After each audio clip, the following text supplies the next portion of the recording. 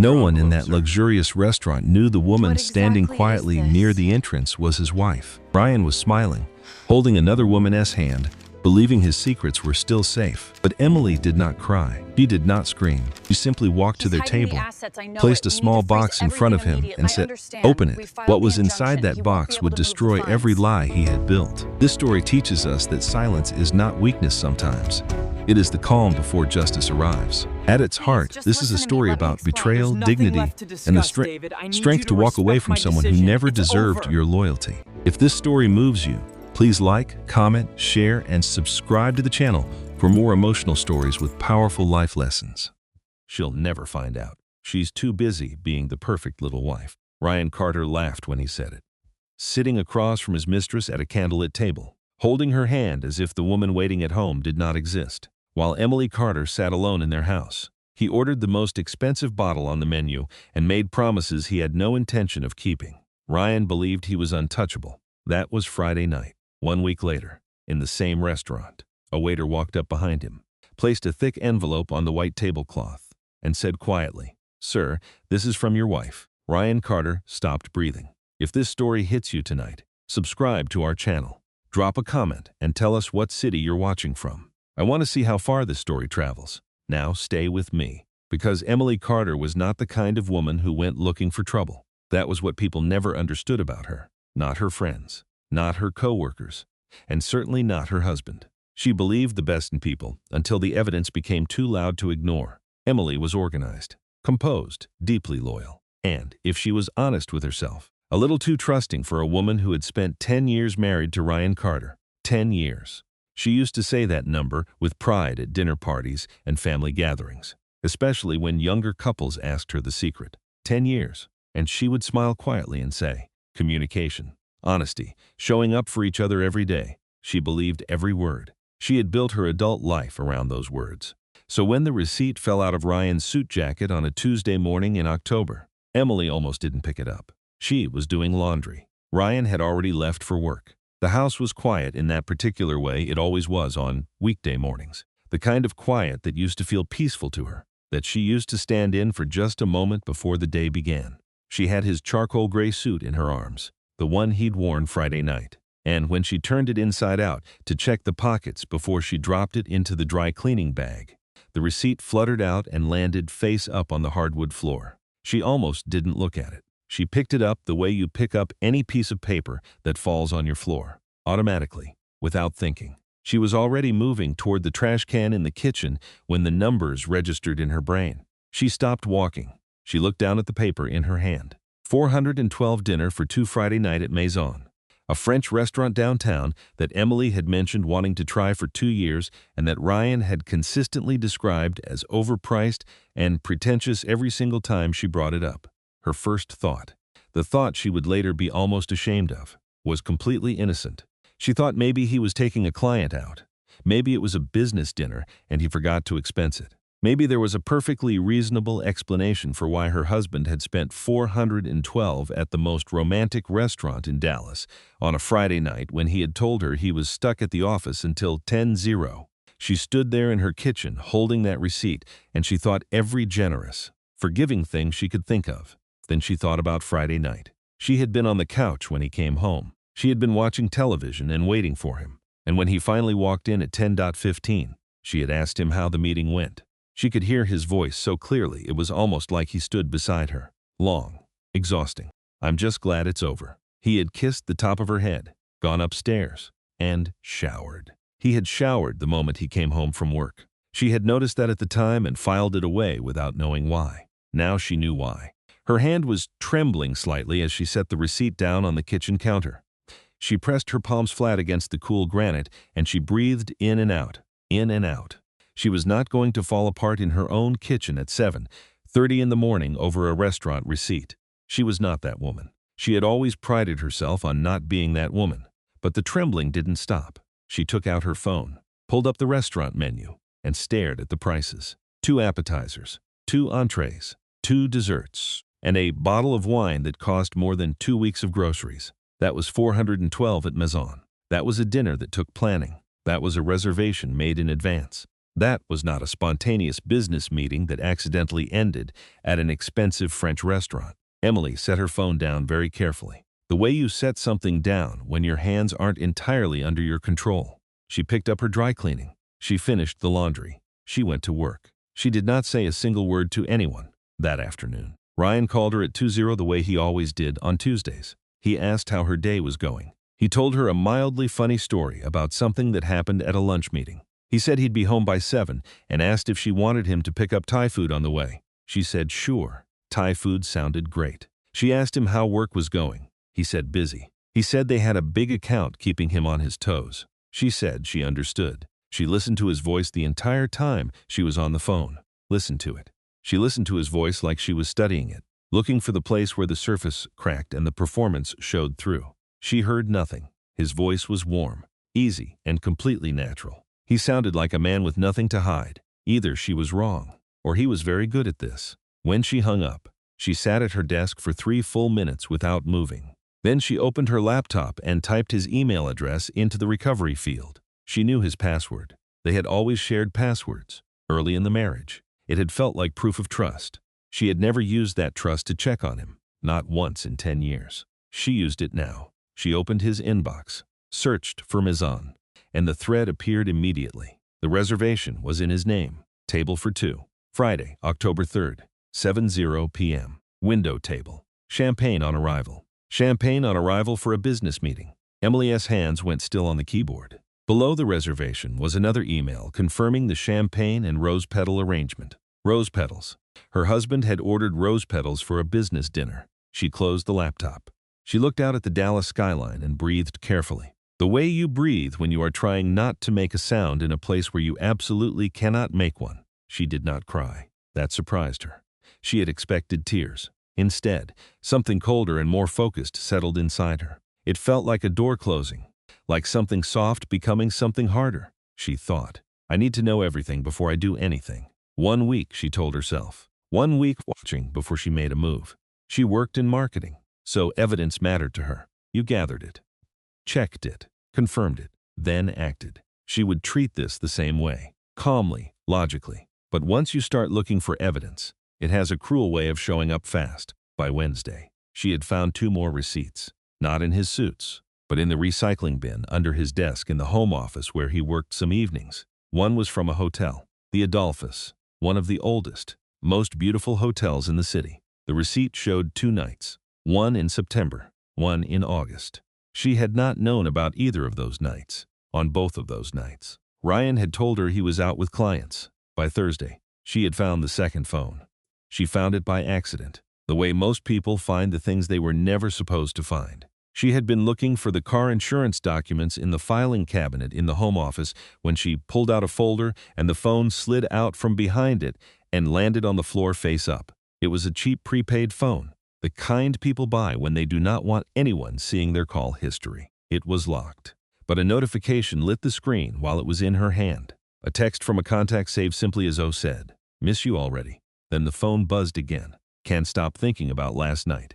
Another message followed. "When are you going to tell her? I'm tired of waiting." Emily sat on the office floor and read those messages until the words stopped meaning anything. She sat there until she heard the sound of Ryan's car in the driveway. She put the phone back exactly where she found it. She put the folder back exactly how it was. She walked to the kitchen and she started making dinner. When Ryan walked in 2 minutes later, she turned around from the stove and she smiled at him. "Hey," she said, "how was your day?" He kissed her cheek, set his keys on the counter, and said, "Long, but better now." She nodded and turned back to the stove. "You have no idea what I know," she thought. For the first time in days, she felt something almost like power. That night, after Ryan fell asleep, Emily sat on the edge of the bathtub with the door locked and allowed herself exactly 20 minutes to fall apart. She cried silently, both hands pressed over her mouth so no sound reached the bedroom where her husband slept. She cried for 10 years. For the conversations about children,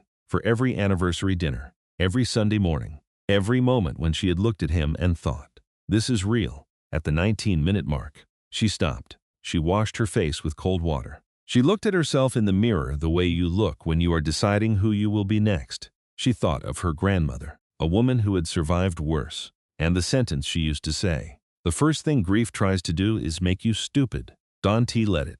Emily dried her face, went back to the bedroom, lay down beside Ryan, and stared at the ceiling in the dark. Then she made a list in her head. It was not about saving the marriage. It was about what she needed to do next. Patricia Novak was a divorce attorney whose name Emily had seen mentioned 3 times in the past year. Once in a magazine article about high-asset divorce cases in Texas. Once in a conversation at a professional event that she had filed away in the back of her mind for no reason she could have articulated at the time. And once in a text from her college roommate Claire, who had used Patricia 8 months ago and described her as, quote, a surgeon. She goes in. She takes what's yours. And she leaves no scar. Emily called Patricia's office at 8:15 on a Friday morning from her car in the parking garage at work before she went inside with the engine still running. Patricia's assistant answered. Emily said she needed to speak with Ms. Novak about a potential representation. She was told that Ms. Novak was in a meeting until 10:00, but could call back. Emily left her number. She said it was important. Patricia called her at 10:03. Ms. Carter, she said. Her voice was what Emily had hoped for. Calm, precise, completely unimpressed by anything. Tell me what's happening, Emily told her.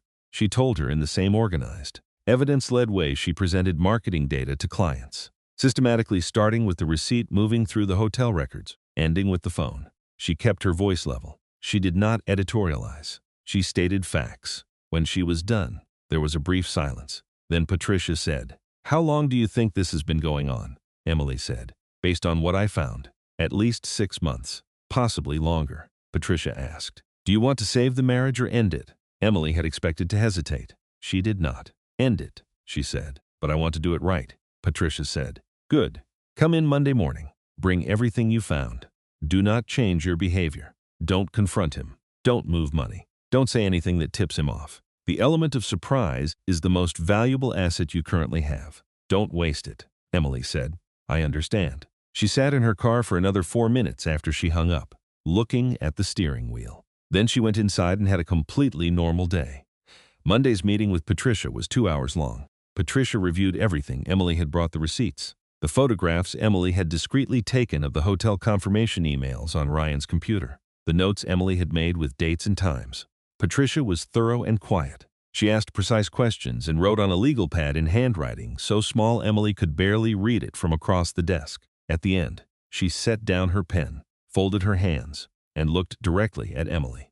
"That's going to help us," Emily said. "What do we do first?" Patricia said. "First, we establish your financial position completely. I want to know everything that's jointly held, everything in his name, everything in your name, every account, every asset, every debt. I have a forensic accountant I work with regularly. I'm going to bring him in," Patricia continued. "Second, we document what is still happening.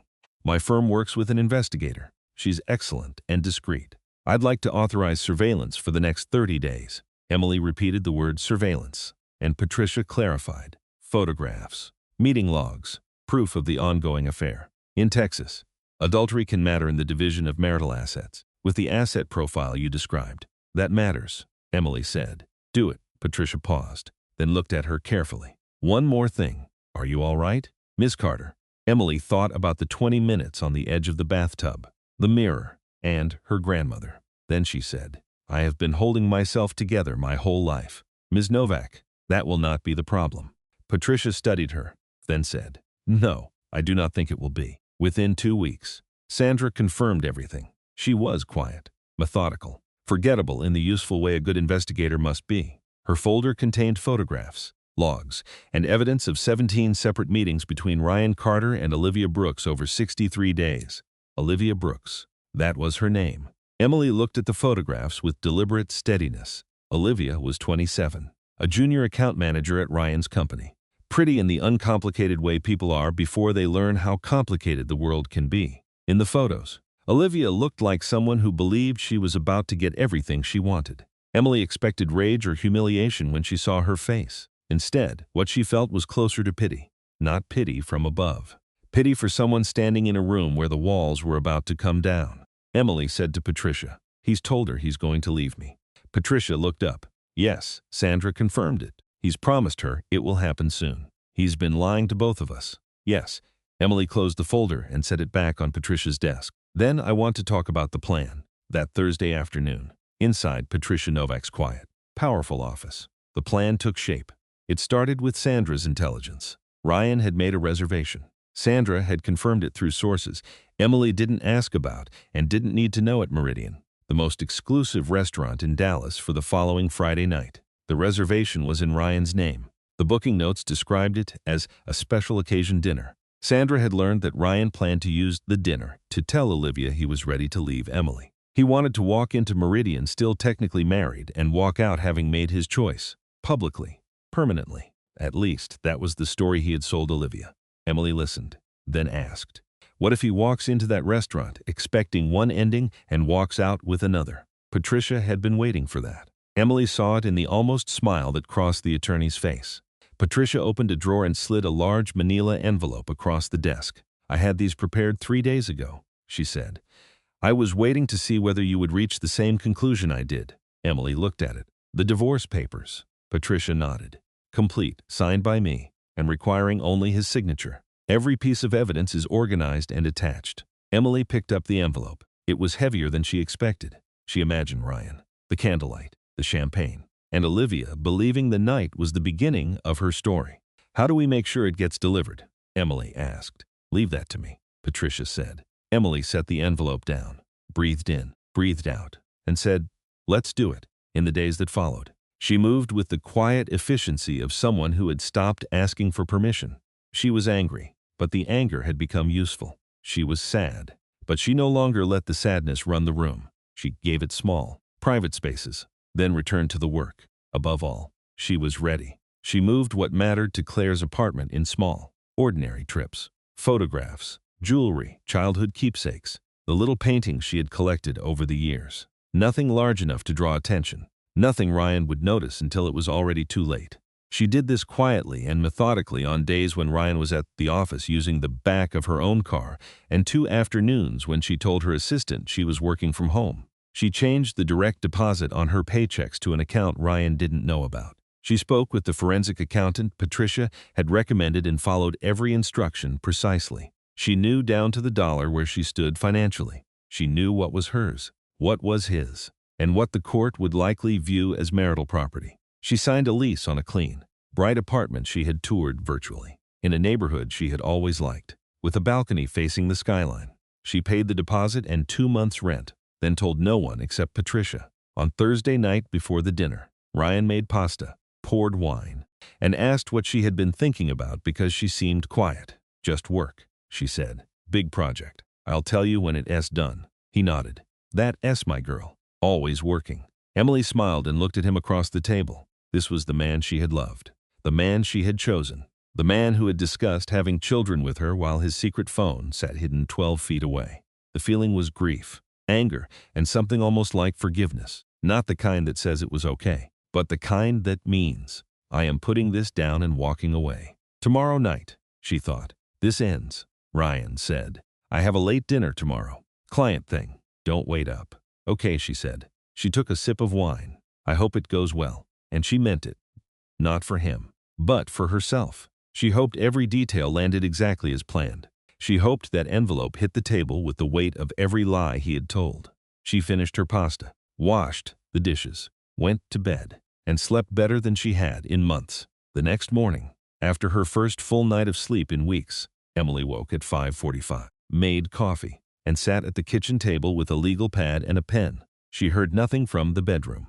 In that silence, she wrote down everything she needed to do, in order, with no wasted words. Patricia had been clear. Precision mattered more than speed. Every move had to be deliberate, documented, and defensible. She could not afford to act from emotion. She could not afford a mistake. The part of Emily that had spent 15 years building campaigns, diagnosing failure, and rebuilding strategy without losing composure understood the assignment completely. She started writing financial accounts, personal items, apartment, Patricia, Sandra, Claire. She looked at the list, then wrote Friday night at the bottom and underlined it twice. She finished her coffee, rinsed the cup, folded the legal pad, and tucked it into her work bag. Then she went upstairs and dressed for work in the same closet where her husband was still sleeping. She moved quietly, choosing her clothes with calm focus. At 6:50, she left the house, Ryan did not stir. She did not look back when she pulled out of the driveway. She had work to do. The first call she made that morning, before she reached the office, was to Patricia. Emily was sitting in traffic on Central Expressway at 7:15, the sun coming up flat and gold over the city. Patricia answered on the second ring. "You re-up early," Patricia said. Emily said, "I've been thinking about timing. If the reservation is Friday the 14th, I need to know how far in advance the papers can be delivered, who receives them, and exactly how the handoff works." Patricia said she had already spoken with Meridian S manager, Charles Beaumont. He came recommended by a colleague, had handled sensitive situations before, and understood discretion. He would accept the envelope Thursday afternoon and keep it in his personal office until Friday evening. Emily asked whether Charles understood what the envelope contained. Patricia said he understood it was a legal document that needed to be delivered to Mr. Ryan Carter at his table at a specific time. "What time?" Emily asked. Patricia said that was the question. Sandra believed Ryan would arrive between 7 and 7:15 if they wanted maximum impact. The envelope should arrive at 7:45, late enough for comfort, early enough for a full restaurant. Emily was quiet. Then she said, 7:45. Patricia said, 7:45. Emily said, "Perfect." She was not shaking. She was not crying. She was thinking with total precision. This was not revenge, she told herself. This was accountability, truth, after being held underwater too long, finally breaking the surface. This was Emily Carter refusing to disappear quietly. At 9 that morning, she called Gerald Holt, the forensic accountant, a careful man who spoke almost entirely in facts and seemed incapable of either small talk or panic. Gerald told her his review of the joint accounts was complete, and what he found made Emily grip the phone tighter. "Mr. Carter has been making cash withdrawals," he said, "irregular amounts over the past 8 months. 50 here, 200 there. Nothing large, but consistent. I also found what appears to be a secondary credit account in his name alone, opened about 9 months ago and used for restaurants, hotels, and 2 jewelry purchases," Emily said. "Jewelry," Gerald said. "A bracelet and a necklace. Combined value, about 3,400.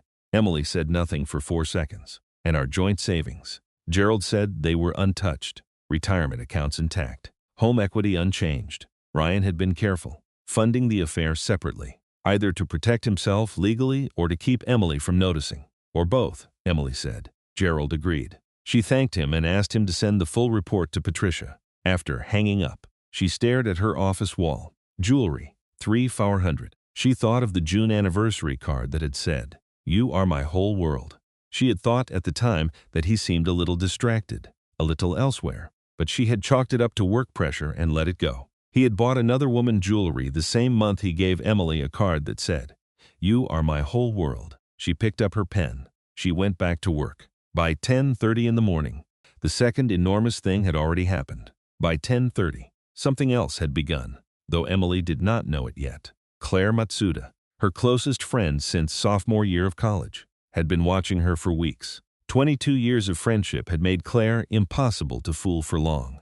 Claire was perceptive in the way that people who have loved someone for 20 years are perceptive. She had noticed something off about Emily for weeks, had been watching, had been waiting. And when Emily called her that afternoon to ask if she could store a few boxes at her place, something in Emily's voice finally broke through the composure. "Emily," Claire said, "what is actually happening?" Emily said she only needed to store a few things. Claire did not let it go. "Emily, it's me. Talk to me." After a silence, Emily said, "He has been having an affair. I have evidence. I have an attorney. It's being handled." Claire went silent for 2 seconds. Then she said, "I need you to say that again." Emily said, "You heard me," Claire said. "Ryan. The Ryan who has had Thanksgiving with me for 8 years. The Ryan who gave that birthday speech about how lucky he was. That Ryan." Emily said yes. Claire asked how long she had known. 3 weeks, Emily said. Claire's voice dropped. "You carried this alone for 3 weeks," Emily said. "I needed to be sure. I needed everything in place. I could not fall apart before the work was done." Something cracked in Emily's chest. Not broke, just opened enough to let some heat out. "I need to store some boxes," Claire said. "Done." "What else?" Emily said. "I might need a place to land after Friday." Claire answered, "You have a key. You have always had a key." Emily thanked her. Claire told her not to. "Just promise me you are going to be okay." Emily said, "I am going to be better than okay." She believed it. and the certainty of that belief surprised her.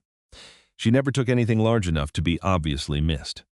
Never disturbed the surface of what their shared home looked like. The photographs she cared about most. The small oil painting she had bought in Santa Fe on a solo work trip 7 years ago. The one Ryan always said he didn't understand, and she had always secretly loved more because of that. Her grandmother's pearl earrings. The journal she had kept since college. The things that were hers in the truest sense. Not acquired together. Not part of the shared life. But pieces of the person she had been before Ryan and would still be after. She moved them in her work bag and in canvas totes she brought in and out like groceries. Ryan noticed nothing. He was distracted in the way she now understood was not stress but absence. He ate dinner across from her Tuesday night and talked about a conference call. She watched his face and thought, "You are thinking about her right now, here at this table with me." She passed him the salad, asked about the conference call, and smiled in exactly the right places. She was very good at this. On Wednesday afternoon, Sandra gave an update that made Patricia call immediately. He changed the reservation. Patricia said, 7 to 7:30. Emily asked why. Patricia said, Sandra believed Ryan wanted to take Olivia for a drink first at a bar 2 blocks from Meridian, a place Sandra had documented them entering before. So they will arrive together, Emily asked. Patricia said, almost, certainly. Emily asked whether that changed anything. Patricia said it changed the optics, not the plan. If Olivia was sitting across from Ryan when the envelope arrived, there would be no buffer. No chance for him to intercept it or step outside and manage the scene, Emily said. Then it's better, Patricia said. Charles has been informed of the new arrival time. Everything remains on schedule. The 7:45 delivery confirmed, Emily said. Good. She hung up and sat at her desk and thought about Olivia Brooks for the first time in several days. She had deliberately kept herself from thinking too much about Olivia. It wasn't productive, and it had a tendency to pull her toward a kind of rage that felt good in the moment and useful for nothing. But now, thinking about the two of them walking into Meridian together, Olivia, in whatever she had chosen to wear for the night, she believed was going to change her life, believing that Ryan was finally ready. Now Emily felt something more complicated than rage. Olivia deserved the truth too, not as a kindness, but because Ryan had used her as well. He had turned her into an exit plan he never truly intended to take. Ryan did not want to leave his life. He wanted to add to it. Wife, house, reputation, mistress, secret dinners, rose petals, jewelry, and no consequences. He thought he could have all of it forever. He was wrong.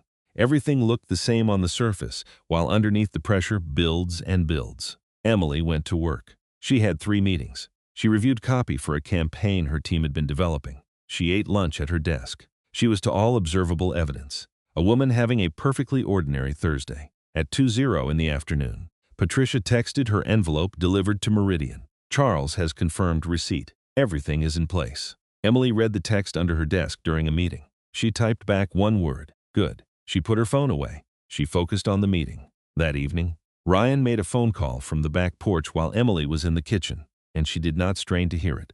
She had everything she needed. She did not need one more receipt, one more whispered lie, one more screen lighting up in the dark. She was done collecting.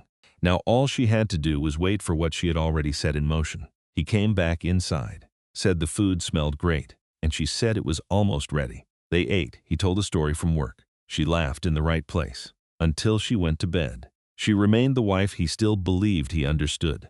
She turned off her lamp and thought. Tomorrow, Friday morning came. Emily was awake before the alarm. She showered, dressed, and went downstairs. Ryan was already at the kitchen counter, in his work clothes, coffee in hand. He looked up and said, "You re-up early. Big day," she said. He asked what was happening. "Just a project that has been building for a while. Today is the day it lands." He nodded. "Well, good luck. You've got this." She looked at him and said, "I know." Then he was gone. The door closed with its ordinary sound. His car backed out like every other morning. Emily stood at the counter with her coffee and listened to the engine fade.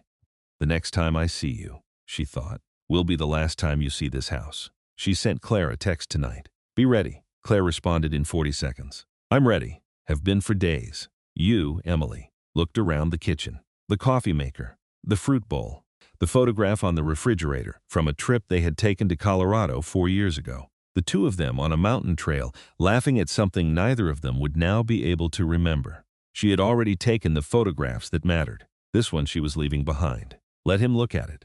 She texted Claire. Ready. Then she set the phone down, finished her coffee, and called Patricia one final time. Patricia said everything was confirmed. Thomas, the senior waiter, had worked there for 11 years and could deliver news to a table without changing his expression 1 degree. Emily said, "Perfect." Then Patricia asked, "How are you feeling?"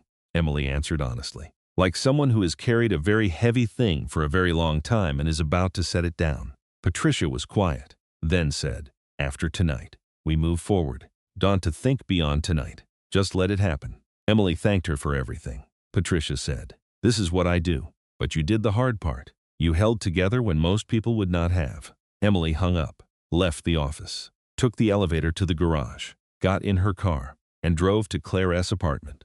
Claire was there waiting with takeout containers on the counter and a bottle of good wine already open on the table and the television on low in the background, and all the lights lit up warm and bright. She looked at Emily when she walked in. She said, "How are you doing?" Emily set her bag down. She stood in Claire's kitchen in her good work clothes and she looked at her best friend and she said, "Ask me in about 3 hours." Emily sat down and waited for 7:45. She did not picture Ryan's face, Olivia's shock, the restaurant going quiet, or the evidence inside the envelope. She had lived inside those details for 3 weeks. Now she let them go. She thought about the balcony of her new apartment, which she had finally visited in person on Wednesday morning before work. Standing outside in the early light looking at the city, she thought about how the air had felt.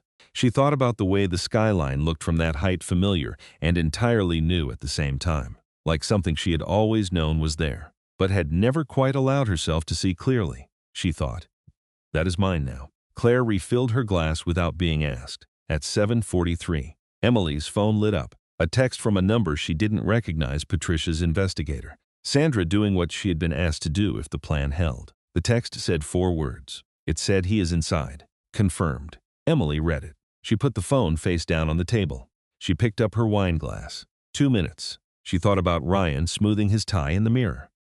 She thought about the text he had sent on a Friday night. She has no idea. She thought about the receipt falling out of the suit jacket and landing face up on the floor. She thought about every dinner, every kiss, every carefully constructed lie told with a warm smile and a hand on her shoulder. She breathed in. 1 minute she thought about her grandmother's voice. "The first thing grief tries to do is make you stupid.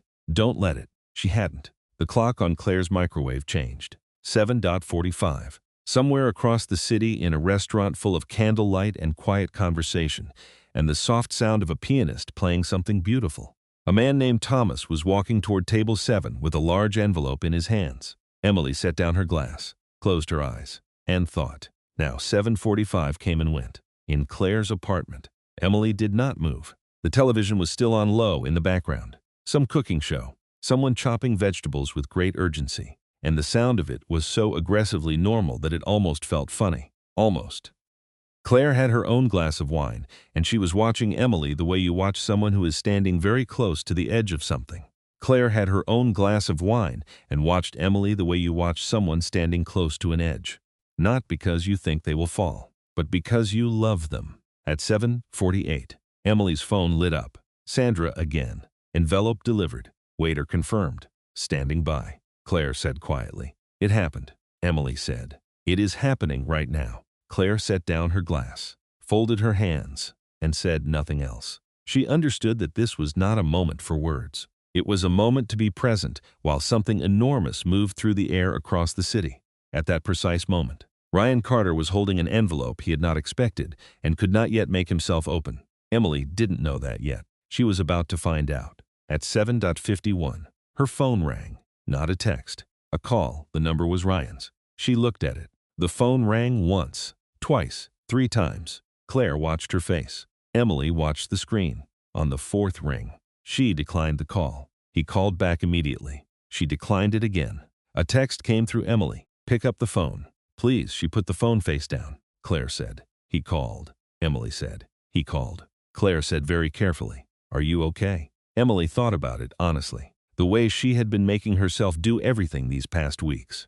Emily considered the question honestly. For 3 seconds, she sat with it. Then she said, "Yes, I genuinely am." Her hands were steady. Her voice was level. What she felt was not triumph, but pressure finally finding release. It was not triumph and not quite relief. It was pressure finally finding release. Like a window opened in a room closed too long. Ryan texted again. "Where are you? I need to talk to you. Emily, please." Then another. "This is not what it looks like. I can explain. Call me." 30 seconds later, another message appeared. "I love you. Please just call me." Emily read it 3 times. She thought about the receipt, the rose petals, the jewelry, and the secret phone.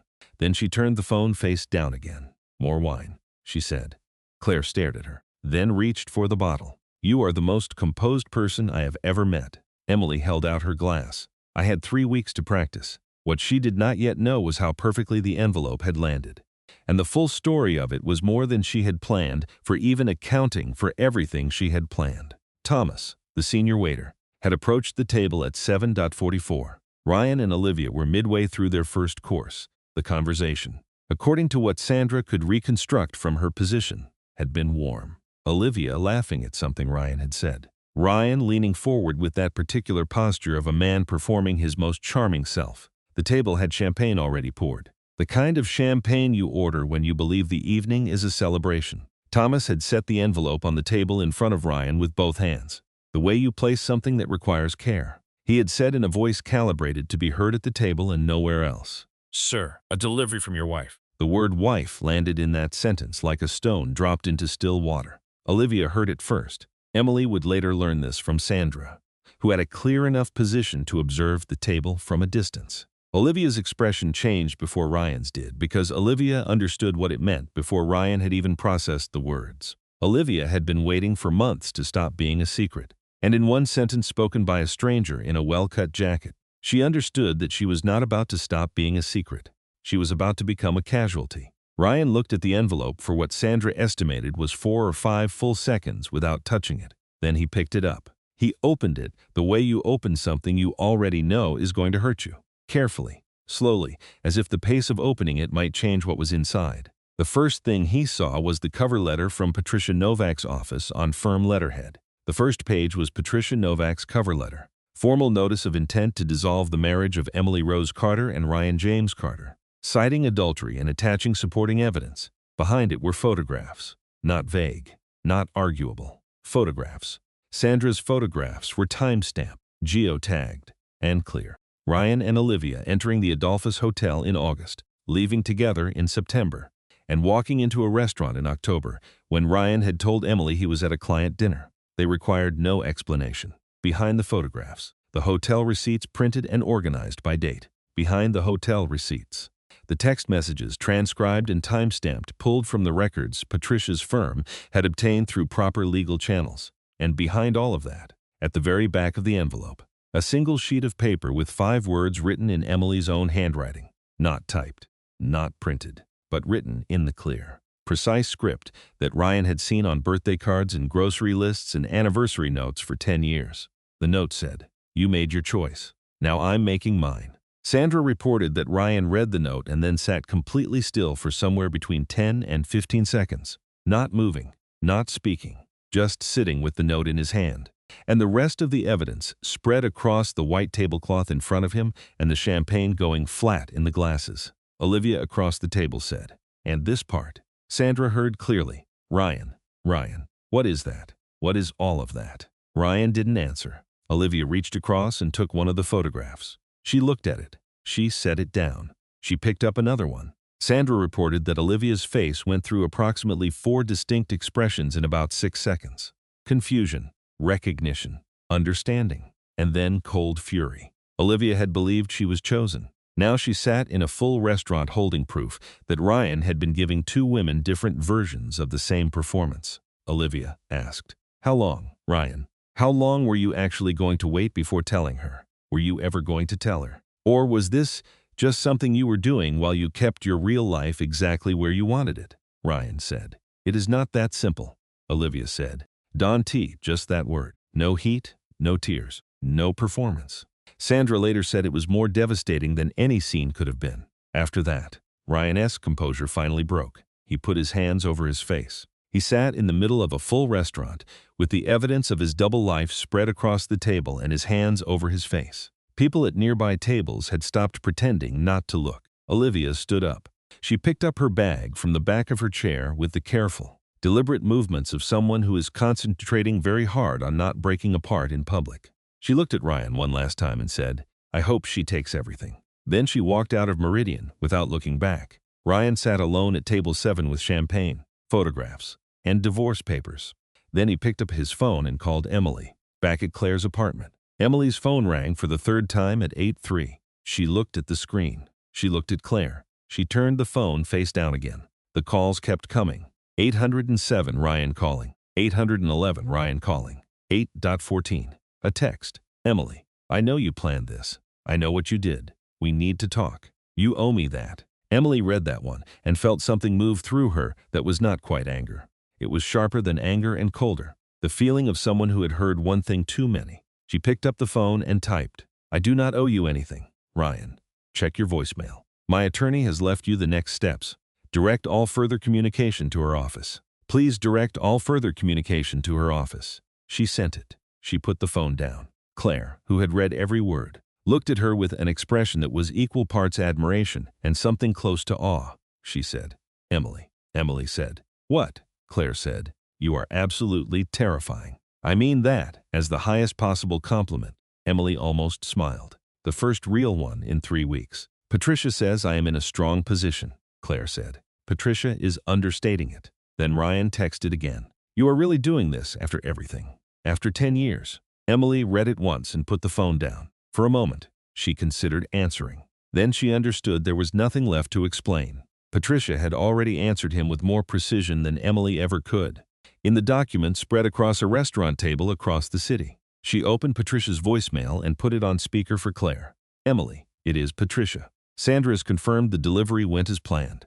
I have left a message on Ryan's personal cell and will contact the home address tomorrow if we do not hear from his representation by noon. Your apartment keys are at my office. My assistant will have them ready in the morning." Patricia's message ended. "Rest tonight. The public part is over. Everything from here is process." Claire listened to the whole thing, then stared at Emily. "You have a new apartment," Emily said. "I signed the lease 2 weeks ago." Claire shook her head slowly, half stunned and half proud. Then she raised her glass. "To the most organized, most terrifying woman I know." Emily lifted her own glass. "To not having to pretend anymore." At 8:41, Sandra sent one final text. Subject left Meridian. Drove to residence. Lights on inside. No other activity. Emily read it and felt the last tight place behind her sternum loosen. Ryan was in the house that was already half empty.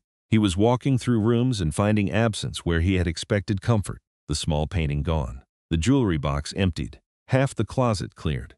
He was finally seeing that Emily had not exploded. She had disappeared with precision. She hoped it felt like the floor dropping out. Then, at 9:15, came the twist Emily had not planned for. Her phone rang from a number she did not recognize. She almost ignored it. Then looked at Claire, who gave a small shrug. Emily answered. It was Olivia Brooks. Olivia called on the same night the divorce papers were served, and Emily was so surprised she sat completely still for 2 seconds before saying hello. Olivia did not sound angry. She sounded emptied out. Her voice was quiet and controlled, the way a voice sounds after the crying has already happened. "I am sorry to call," Olivia said. "I know I have no right. I just needed to tell you I am sorry." Emily said nothing, so Olivia kept going. "I knew he was married. I will not lie about that. But he told me it was over between you two. He said you were roommates. He said he had been trying to leave for years, and I believed him because I wanted to. That does not excuse me," Olivia said. "I know it does not. But the man I thought I knew does not exist." Emily sat with that, then said, "The man I thought I knew does not exist either." For the first time, Olivia was silent. Then Olivia asked, "How did you stay so calm? How did you plan all of that?" Emily thought about the bathtub, the mirror, and her grandmother. "I fell apart exactly once," she said. "Then I went to work." Olivia drew a shaky breath. "There is something else. Ryan made me believe he had cleared everything at work. He did not. I have emails, messages, and one signed form he told me not to worry about. I am sending them to your attorney, not to hurt you, but because he should not get to hide behind another lie." Emily looked at Claire, then back at the phone. "Send them to Patricia," she said, "and protect yourself." Olivia said she was not asking for forgiveness. She only wanted Emily to hear that she was sorry. Emily answered, "Take care of yourself," and ended the call. Claire had heard enough to understand the new shape of it. That changes things. she said. Emily nodded. He lied to both of us, but he also used both of us. Different versions of the same performance, Claire said quietly. That is a particular kind of evil, Emily said. Yes. When Emily looked down again, her face had settled. Not softer, not colder, clearer. The story had one more layer, and still she was standing. At 10:20, Ryan called again. She let it go to voicemail. His voice was rough, stripped of its old polish. Emily, I know I have no right to ask you for anything, but I am at the house, and you already moved things out. You planned all of this and did not say a word. I am sorry, he said. I know that does not fix anything. I know, but I love you, and I never thought. He stopped. The silence lasted long enough to say what he could not. Then he whispered, please call me back. Emily held the phone after the message ended. It does not feel good hearing him like that, she told Claire. But broken is not the same as changed. Sorry is not the same as honest. That man on the voicemail is the same man who sat across from me Thursday night and lied about a client dinner. He is not sorry because he understood. He is sorry because the room finally saw him. Claire nodded. Emily deleted the message. She did not call him back. She stayed at Claire's. And for the first time in weeks, the night did not belong to Ryan. They talked about Claire's work, a trip she might take, and a restaurant they had kept postponing. Normal things, real things, ordinary life slipping back through the cracks. Around 11:30, Emily realized she was laughing at a story Claire told about a terrible date, and the sound surprised her. The laughter felt clean, almost strange in her own chest. She stopped mid-law and said, I forgot what this felt like. Claire asked what she meant. Emily said, sitting somewhere safe and not waiting for the next lie. Claire's eyes softened. Get used to it. Emily smiled. I intend to. That night she slept on Claire's couch and fell asleep almost immediately. No locked bathroom, no careful breathing, no man beside her pretending to be someone else. Just sleep, steady and complete. In the morning, keys were waiting at Patricia's office. Not a grand rescue, not a miracle. Just keys to a door that belonged only to Emily, and that was enough. Emily picked them up at 8:40 Saturday morning from Patricia's assistant, Renee, who handed her the envelope with both hands. Congratulations, Miss Carter, Renee said warmly. Emily thanked her, tucked the envelope into her bag, and stepped back into the morning air. In the car, she opened the envelope. 2 keys on a plain silver ring, an address on a card in Patricia's handwriting. Nothing elaborate, nothing ceremonial, just 2 pieces of metal that meant, this space is yours. She drove there and let herself in. The apartment was empty. No furniture yet. No boxes. Only light through the windows and the quiet of a place waiting to become a life. Emily stood in the living room, breathed once, then opened the balcony door and stepped outside. The Dallas skyline sat in the Saturday morning light. This, she thought, was the first real beginning. Not the envelope, not Ryan's panic. This moment, her own balcony, her own key, her own silence. She stayed outside for 10 minutes. Then she went in and made a list of what she needed. She was good at lists. Patricia called at 9:15. How is the apartment? Emily said. Perfect. Quiet. Mine. Patricia moved straight to business. Ryan's attorney had called that morning. David Kowalski. Competent. Not exceptional. He wanted to delay the filing for what he called reconciliation discussions. Emily said. No, Patricia said. That is exactly what I told him. I also reminded him that the evidence is comprehensive, time-stamped, and admissible. He went very quiet after that. We proceed Monday, Patricia said. Ryan will be served at his office by 11:00 a.m. The 60-day waiting period starts then. He can stay in the house for now. You have already left. And that actually strengthens your position. Patricia paused. But prepare yourself. The legal part is only one part. What happened at Meridian will not stay inside Meridian. In a city like Dallas, reputation travels faster than paperwork. Restaurant staff talk. Other diners talk. Ryan works in circles where image matters. You are going to become part of a story other people tell. Some will tell it kindly. Some will tell it badly. I want you ready. Patricia was right sooner than Emily expected. By Saturday afternoon, the story had begun moving through social and professional channels. But it did not arrive as one clean truth. It arrived in fragments. One version said Emily had humiliated Ryan for revenge. Another said she had stolen private records. Another, clearly from Ryan's side, painted him as a man blindsided by a cold wife who had planned a public ambush. Then the other messages came too. Diane from work wrote, I just heard. I am so sorry and so angry for you. Marcus from graduate school asked if she was safe. Support and rumor arrived on the same screen. At 3:40, Jeff, Ryan's college roommate, called. Emily, Ryan called me first, he admitted. He tried to make it sound like you destroyed him out of nowhere. But I know him, and I know you. I do not believe that version. Emily closed her eyes for a second. Thank you, she said. Jeff sounded ashamed. I had no idea. I swear I did not. And if anyone asks me, I will tell them I believe you. For the first time all day, that made her breathe easier. After the call, Emily understood something new. Lies do not always die when the truth appears. Sometimes they change clothes and keep walking. Ryan was still trying to control the room, even after the room had seen him. Before she could sit with that for long, another message arrived at 4:08 from Ryan's mother. Margaret, Emily, I need to talk to you. Please call me when you can. Emily stared at it for a long time. Margaret Carter was 71, kind from the beginning, and part of the life Emily was losing even though Margaret had not betrayed her. She was also Ryan's mother, which made every word complicated before it was spoken.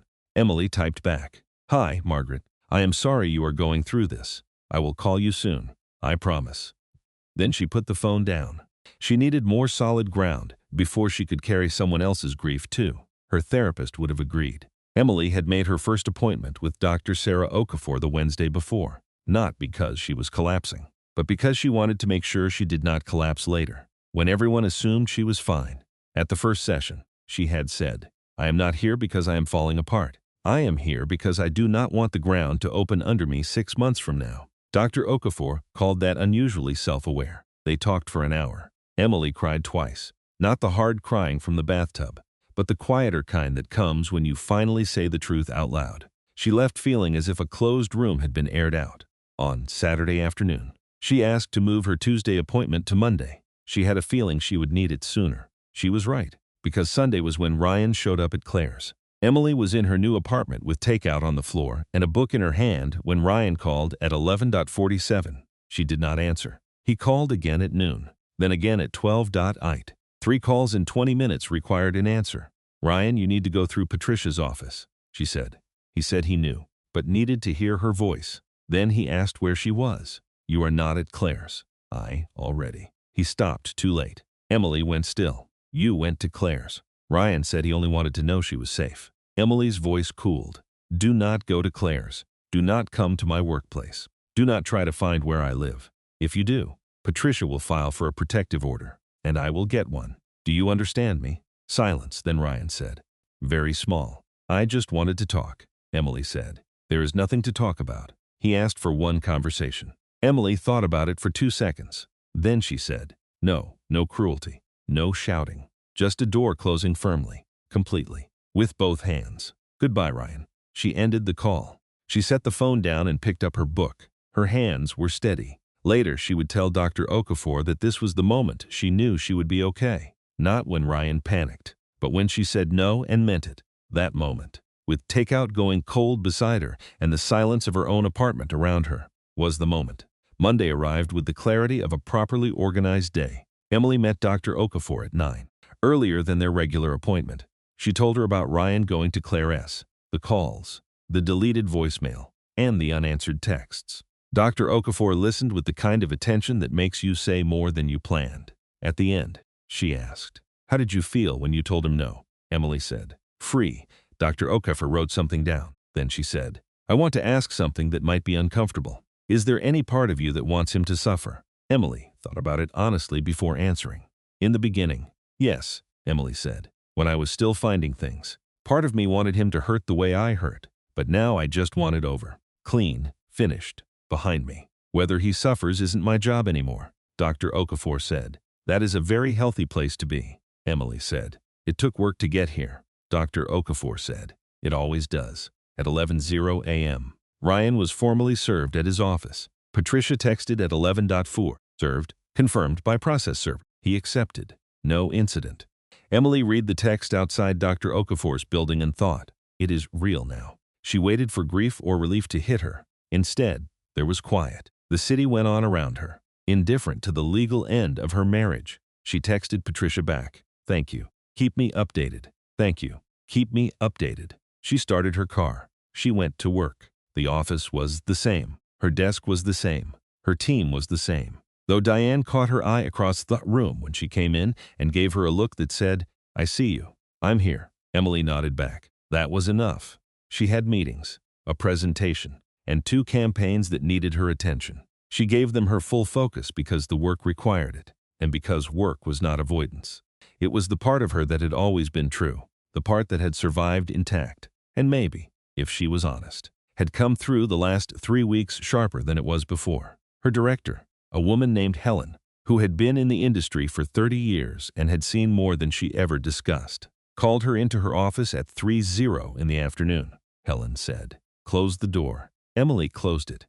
Helen looked at her with a direct, no pretense gaze. "How are you actually doing?" Emily said. "Better than I expected." Helen said she had heard something happened and did not need the details. Emily answered, "I am going through a divorce. It is being handled." Helen nodded once, then said, "I want to talk to you about the Meridian account." Emily blinked. Meridian was one of the firm's largest new business opportunities, a national luxury hospitality brand looking for a new marketing partner.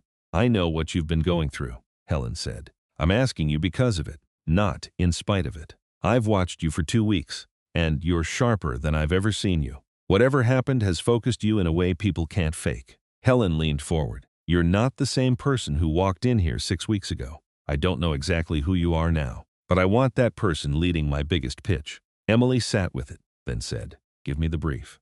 She walked out of Helen's office and back to her desk, and she opened the folder and she read it cover to cover without stopping. Her mind moved through it the way it moved through everything now, quickly, clearly, without the low-level interference that she hadn't even realized had been running in the background of her thinking for months. The static was gone. The invisible cost of loving someone who was lying to you. The low hum of a marriage that was not what she believed. What remained was clean, fast, and entirely hers. She picked up her pen and started writing. She started writing. Ryan contacted Patricia's office 3 times that week. His attorney, David Kowalski, called twice requesting meetings, proposing alternatives, suggesting mediation. Patricia declined each contact efficiently and professionally. She reported to Emily that Ryan was attempting to negotiate the terms of the asset settlement, raising objections to several of the positions Patricia had taken regarding the joint investment accounts and the equity in the house. Patricia said Ryan would push back on the investment accounts because he had contributed more income, which was technically true. Emily asked what that meant. Patricia said the adultery evidence changed the calculation, and his attorney knew it. That Thursday, Diane sent another careful text. Heard Ryan's company opened an internal review. Conduct policy issue. Thought you should know. Emily read it twice. Olivia's emails had clearly reached the right people. Emily expected satisfaction and did not feel it. What she felt was the weight of consequences spreading past the marriage. Ryan's choices had entered his office, his reputation, and the faces of people who had once trusted his version of himself. Truth, once loose, was finding every surface. Ryan had tried to turn Emily into the villain. But records, dates, and his own messages were harder to charm than people. The story was no longer his to edit. Emily texted Diane, "Thank you for telling me." She did not reach out to Ryan's company. She did not comment, post, hint, or push. She had opened the door to truth. She did not need to drag anyone through it. She simply noted it and went back to work. Ryan's life was dismantling itself now, piece by piece, not because Emily destroyed it, but because she had finally stopped holding up the parts he had cracked. Friday arrived, exactly 1 week after Meridian. Emily marked it without ceremony. Her apartment now had a couch, a real bed, and the small Santa Fe painting on the wall where she could see it from the kitchen. She made coffee and stood on the balcony. She remembered the wine at Claire's table, the clock moving toward 7:45, and Sandra's text. That night had felt endless while she was inside it. From here, it looked smaller. Her phone rang. She expected Patricia, Claire, or Diane. It was Margaret Carter. Emily answered. Margaret said, "Emily, thank you for picking up." Her voice sounded older than it had the last time Emily heard it. "I am not calling to defend him," Margaret said. "I need you to know that first. What Ryan did is indefensible. I raised him to be better than this, and I am heartbroken and ashamed. Please let me finish." Margaret continued, "I watched you love my son for 10 years. I watched you be a better partner than he deserved. I see you, Emily, not as Ryan's wife, but as a woman my son hurt." Emily's throat tightened. Margaret said, "You handled this with more dignity than most people could manage. I know you owe me nothing, But I would like to know you are all right, Emily said. I will keep in touch. After the call, Emily stood on the balcony until her coffee went cold. Grief, she realized, was not one clean feeling. It was the marriage, the family, the holidays, the future she had imagined, all loosening at once. She was allowed to grieve all of it. Then she was allowed to build. She went inside, opened the Meridian account brief, and worked for 4 straight hours. The work was sharp, clean, and entirely hers. At 7 that evening, 1 week after the envelope reached table 7, Emily sat in her own apartment doing work that belonged to her, in a life that no longer required performance. She thought about Ryan without hatred. He was somewhere in the consequences of choices he had made over and over again. Marriage, mistress, career, reputation. All of it had been balanced on lies. Emily could not carry any of it for him anymore. She had her own life to think about, a pitch to win, a balcony to stand on, a morning to wake up inside honestly. The future did not arrive loudly. It settled under her feet and held. 3 weeks later, Emily stood in the firm's largest conference room and delivered the strongest presentation of her career. She had worked for 21 days, not frantically, but with a focus that felt almost new. Every morning, she woke in her apartment, made coffee, stood on the balcony for 10 minutes, and then sat down to build the pitch. Strategy, creative concept, numbers, risk, timing, and the story behind all of it. She built it from the foundation up. No wasted energy, no hidden panic, no marriage quietly draining the room behind her. Helen gave her a team of 4, and Emily led them clearly, calmly, and without apology. On the morning of the pitch, she wore a suit she had bought for herself, not the careful, soft clothes she once chose for Ryan's company events, but something sharper, with authority in every line. Helen arrived at 8:50, looked at the room, and asked, "Ready?" Emily said, "Completely." Helen studied her. "Whatever happened to you this month, do not lose it," Emily said. "I do not intend to." 4 of them, led by a woman named Catherine Walsh, who had a reputation in the industry for being precise, demanding, and almost impossible to impress. Emily had researched her thoroughly. She knew what Catherine Walsh responded to and what she didn't, and she had built the entire presentation around the things that mattered to her specifically rather than the things that looked good generically. Emily stood up and she began. She spoke for 45 minutes. She did not read from the deck. She knew every number, every creative rationale, every strategic pivot point by memory because she had lived inside the material for 3 weeks and it had become part of how she was thinking. Catherine Walsh asked 7 questions, sharp, probing questions, the kind designed to find the places where a presentation is confident on the surface but hollow underneath. Emily answered everyone without hesitation. At the end, Catherine Walsh looked at her for a long moment. Then she said, "Ms. Carter, how long have you been in this industry?" Emily said, 15 years, Catherine said. "And this is the first time I've sat across from you," Emily said. "Yes," Catherine said. "That will not be the case going forward." Helen, sitting at the far end of the table, kept her expression completely professional, but Emily saw her press her lips together in the way she did when she was very pleased and not quite letting it show. The official call came 4 days later. The firm had won the Meridian account. It was the largest new client they had brought on in 3 years. Helen called Emily into her office and told her and then said without any preamble, "I'm recommending you for the director position that opens in January." "Senior Director, National Accounts," Emily said. Helen said, "Don't argue with me. You've earned it. And frankly, I should have done this a year ago." Emily sat with that for a moment.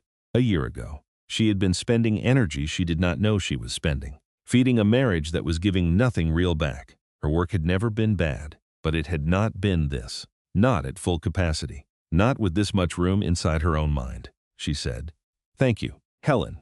Helen said, "Thank yourself. You did the work." Walking back to her desk, Emily thought about a version of herself from 4 months ago who would have received that news and immediately called Ryan to tell him who would have come home that evening and made dinner and sat across the table from a man who was texting his mistress and told him about her win and watched him smile and say all the right things and felt for a moment like her life was full. She called Claire. Claire screamed so loudly, Emily had to hold the phone away from her ear.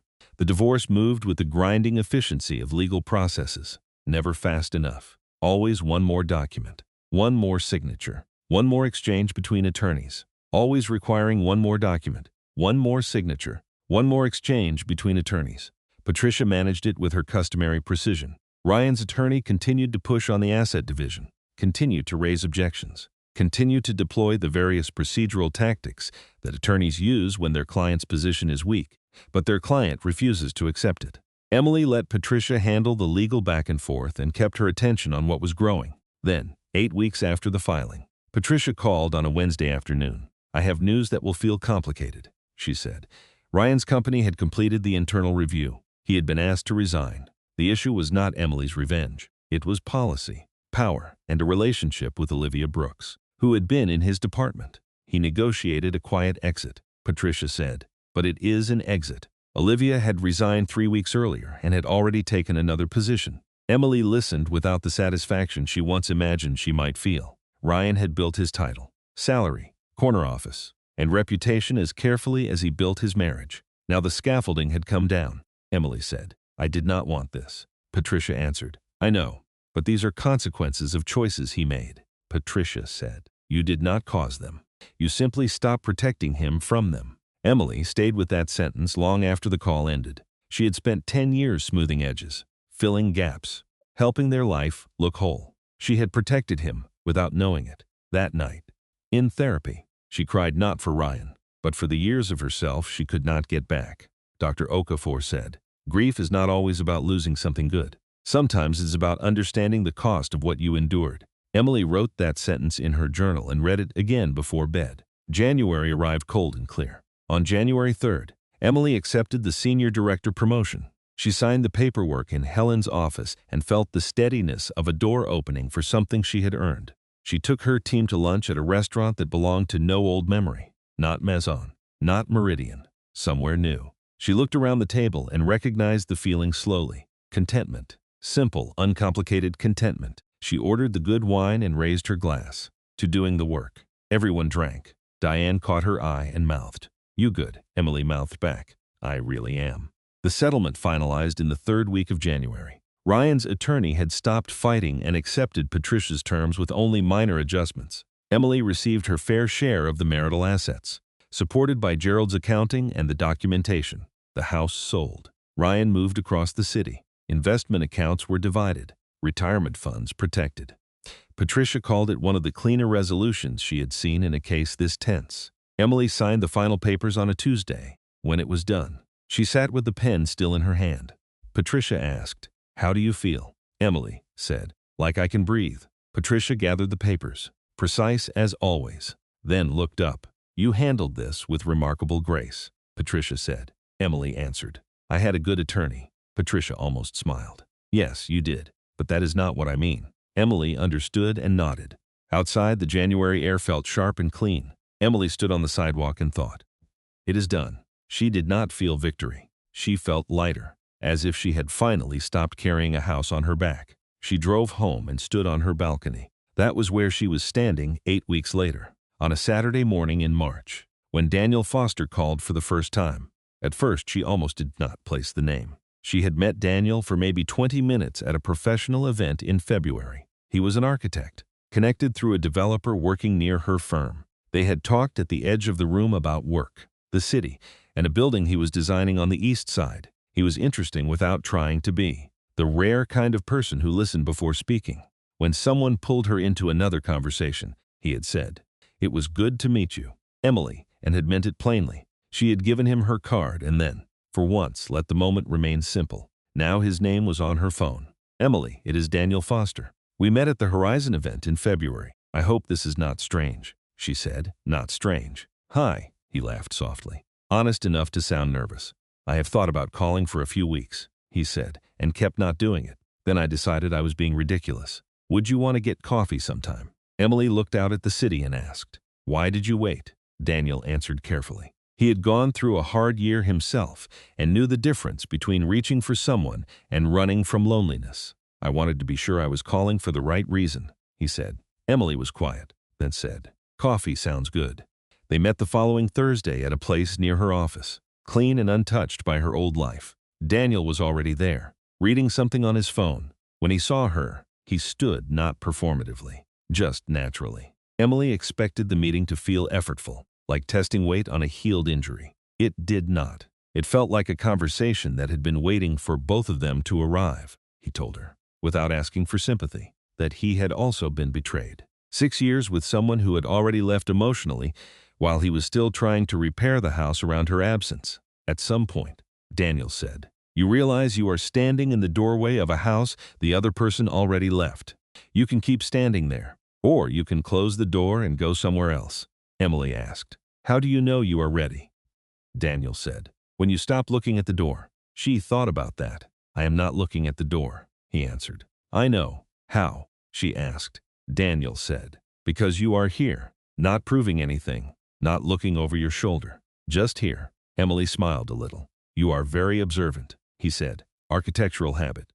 She lifted her coffee cup and felt something simple move through her. Not crisis, not survival, not the sharp clarity of damage, something quieter. The feeling of a new door opening without force. They stayed for 2 hours. When they stood to leave, Daniel asked if she wanted to do it again. Emily said yes before she could overthink it. Outside, the March air was cold and bright.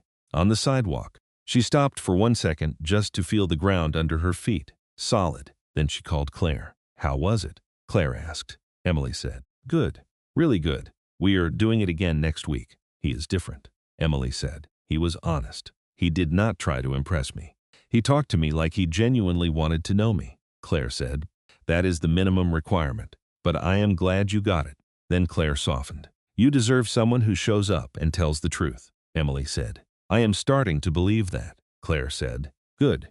Keep believing it." Emily sat in her car for a moment before starting the engine. She thought about October, the receipt, the kitchen floor, the cold granite beneath her palms. She thought about the bathtub, her grandmother's voice, Patricia's office, Sandra's logs, and the waiter carrying the envelope with both hands. She thought about the note she had written. "You made your choice. Now I am making mine." She had made that choice again and again. In the apartment, at work, in therapy, in silence, and in every no she finally meant.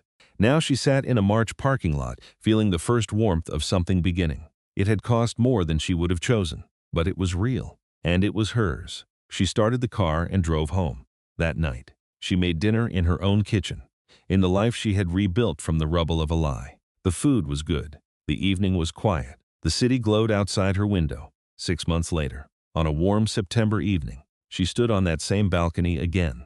Almost a year had passed since the receipt fell from Ryan's charcoal gray suit jacket. The Dallas skyline was turning gold at the edges when she heard a key in the door. Daniel had a key now, because trust had been earned slowly and honestly. He came out and stood beside her. He did not speak immediately. That was one of the things she loved about him. He knew some moments were meant to be lived in, not filled. After a while, he asked, "Good day." "Great day," Emily said. Patricia called. "The final financial transfer cleared this morning. Everything is done. Completely, permanently done." Daniel was quiet for a moment. Then he asked, "How does that feel?" She considered it honestly. "Like I am standing exactly where I am supposed to be." Daniel put his arm around her shoulders. She leaned into him, not because she needed support, but because she wanted to. The city spread out before them, lit and alive. Emily thought of the woman she had been a year ago, holding a receipt on a kitchen floor and trying to make one more excuse for a man who had run out of them. She had not waited to be rescued. She had gathered evidence, hired an attorney, moved her boxes, signed her lease, sent the truth to a candlelit table, and walked away before the lie could ask for one more chance. Then she built something better.